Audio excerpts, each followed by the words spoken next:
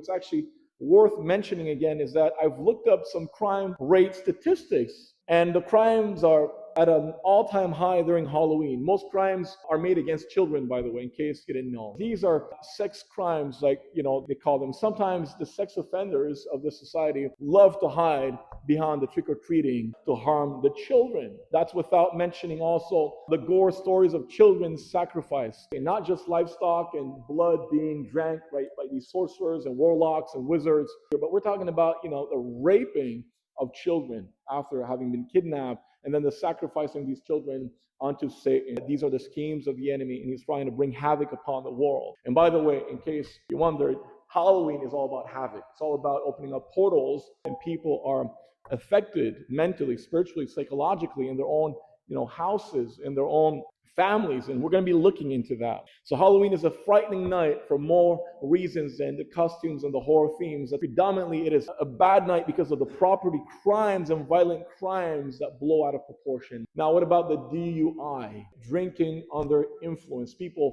getting run over, kids, because people are partying, they're being very irresponsible, and before you know it, right, they run somebody over.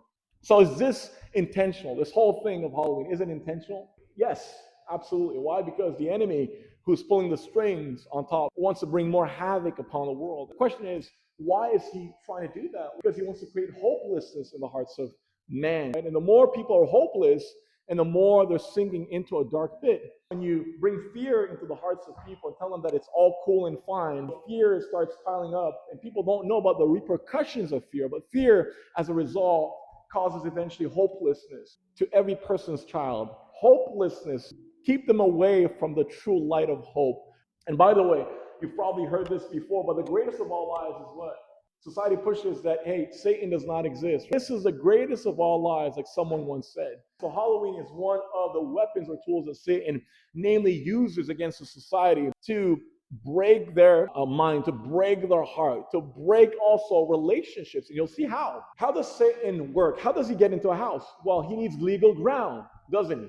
Just like, for example, when we agree upon something, like the Bible says, where two or three agree, declare, and decree, it shall be done according to their faith. In a similar way, Satan uses that covenantal type of agreement, right, to make people agree upon Halloween and see it as something that is purely innocent. So Satan has a leeway to get into people's houses and destroy their marriages and their family unit and so on and so forth. So as soon as Satan comes into the house, what happens then? All hell has broken loose. Now there's opposition in the house between spouses, opposition and rebellion between children and parents, and then they wonder why they're emotionally wrecked.